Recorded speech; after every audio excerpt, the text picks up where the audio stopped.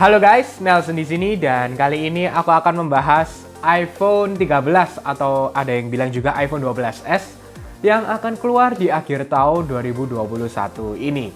Tidak berhenti ya guys, baru aja tadi malam Apple mengeluarkan event Spring Loaded dan fokus yaitu dengan iPad Pro yang baru, iPad Pro 11 inch dan iPad Pro 12,9 inch. Dan juga untuk akhir tahun ini pastinya kita akan melihat iPhone yang baru. Dan rumornya ini sih bisa dibilang adalah rumor yang sudah hampir fix. Karena memang ada beberapa juga yang mengatakan bahwa untuk desainnya ini sudah difikskan dan memang dalam waktu dekat ini sudah memulainya produksi. Oke, bagi kalian yang belum subscribe, jangan lupa klik tombol subscribe dan juga lonceng dan follow Instagramku @nhtechid. Jadi yang pertama adalah yang mungkin kita dapat harapan palsu di tahun lalu, yaitu dengan ProMotion Display atau 120Hz screen dengan LTPO display yang akan dikeluarkan oleh Apple di iPhone akhir tahun 2021. Jadi memang kita sudah mendengarkan rumor ini di tahun lalu dengan iPhone 12 series yang dikatakan bisa sampai 120Hz walaupun masih belum LTPO, dan ternyata benar, jadi hanya 60Hz screen yang diberikan di iPhone 12 series walaupun 12 Pro dan Pro Max. Dan kita akan melihat ini di akhir tahun ini dengan iPhone 13 Pro ataupun dengan iPhone 13 Pro Max. Berapa leaker yang terkenal yang sudah selalu mengeluarkan info-info menarik untuk iPhone selanjutnya mengatakan memang dari Samsung dan LG sudah mulai mempersiapkan untuk pabrik mereka untuk produksi yang sebelumnya di LTPS atau yang biasa kita bilang ini digunakan di iPhone-iPhone yang sebelumnya ke LTPO display. Memang juga ada yang mengatakan bahwa produksinya ini yang perlu dibesarkan. Karena iPhone yang bisa kita lihat penjualannya selalu sangat baik yang dikeluarkan oleh Apple. Dan ini membuat untuk produksi-produksi seperti Samsung, LG yang sebagai produksi untuk layarnya harus mempersiapkan itu dalam jumlah yang sangat besar. Dan sekali lagi aku katakan, untuk 120Hz ProMotion Display dengan LTPO ini hanya di Pro Series ya, jadi dengan iPhone 13 Pro ataupun iPhone 13 Pro Max. Lanjut, untuk masalah body, untuk 13 Pro Max ya, aku ngomong di 13 Pro Max terlebih dahulu, yang dikatakan juga dengan Everything Apple Pro, memang untuk bodinya sedikit lebih tebal di iPhone 13 Pro Max dibandingkan iPhone 12 Pro Max. Dan ini pasti akan menuai pro kontra karena 12 Pro Max sendiri sudah lumayan tebal ya, karena boxy design dan juga cukup berat. Apalagi nanti 13 Pro Max, kita akan lihat saja bagaimana. Karena juga untuk masalah rumor terakhir adalah baterainya yang sedikit lebih besar. Dan ini juga lebih dioptimalkan karena menggunakan 120Hz screen ya. Dan 5G juga, jadinya harus baterai sedikit lebih besar agar mendapatkan experience dengan screen on time yang lebih lama. Lalu untuk kamera modulnya pun, kamera modulnya akan lebih besar lagi. Kalau kalian tahu, 12 Pro Max dan 11 Pro Max, ini kamera modulnya aja sudah jauh lebih besar di iPhone 12 Pro Max. Kali ini untuk kotaknya ini akan lebih besar lagi diberikan di iPhone 13 Pro Max karena memang akan memberikan yang lebih baik walaupun dengan megapiksel yang sama yaitu 12 megapiksel. Selain lensanya sendiri yang untuk bulatan dari lensa-lensanya ini yang lebih besar, untuk LiDAR-nya pun akan lebih besar. Dan juga dirumorkan bahwa untuk LiDAR-nya di tahun 2021 akhir ini ya, dengan Pro Series, ini akan memberikan experience untuk masalah LiDAR di hasil foto akan lebih fokus. Bisa dibilang untuk yang sekarang LiDAR-nya masih kurang baik lah digunakan di dalam kamera, contohnya pada saat menggunakan portrait mode atau bokeh effect yang diberikan. Nah, untuk yang iPhone 13 Pro dan Pro Max, nanti rumornya akan lebih fokus di LiDAR ini dan memberikan lebih baik lagi untuk mendeteksi bagian yang mana yang mau di-blur dan bagian mana yang mau lebih fokus. Dan untuk lensanya memang sama dengan 12 megapiksel, tapi untuk ultrawide-nya akan lebih fokus di sini karena ultrawide-nya belum ada perubahan dibandingkan dengan iPhone 11 Pro Max yang lalu. Dan untuk iPhone 13 Pro dan Pro Max, untuk masalah ultrawide-nya akan lebih fokus dengan lensa yang lebih baik dan dapat menerima cahaya yang lebih banyak dibandingkan dengan yang ada di iPhone 12 Pro Max.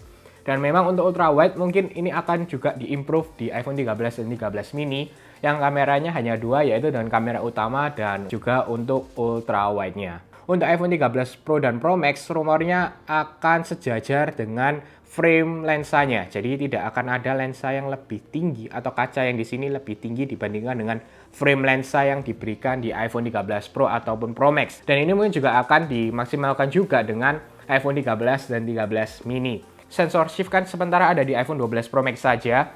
Nanti ini juga akan datang di iPhone 13 Pro yang biasa. Jadi tidak 13 Pro Max saja, 13 Pro akan mendapatkan sensor shift juga. Yang sedikit menarik, yaitu untuk masalah iPhone 13 dan iPhone 13 mini, kamera modenya akan sedikit berubah. Jadi lensanya tetap hanya 2, tidak ada LiDAR, tidak seperti yang Pro Series.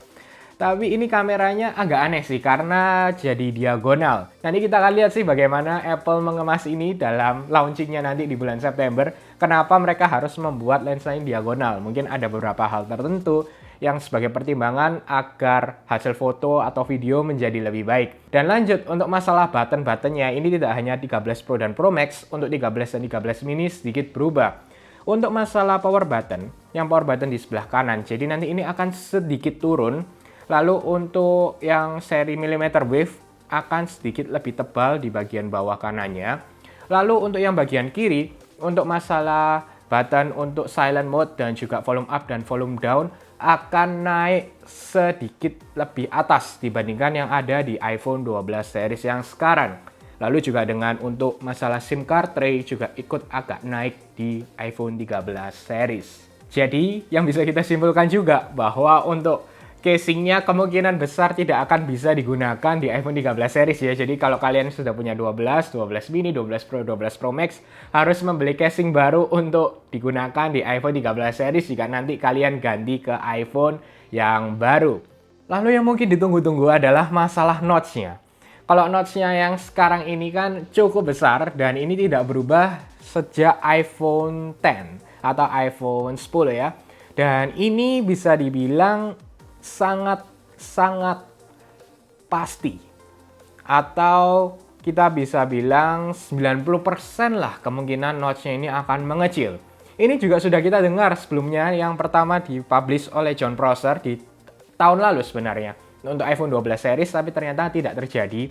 Dan harapannya sekarang untuk iPhone 13 series ini akan terjadi karena untuk speaker yang untuk di sini ya, untuk biasa kita untuk telepon ini akan naik. Lalu jadinya untuk masalah Face ID-nya ada 4 sensor di sana akan lebih rapat. Jadi memang kecilnya tidak kecil yang signifikan, tidak sampai hilang, tapi sedikit lebih kecil.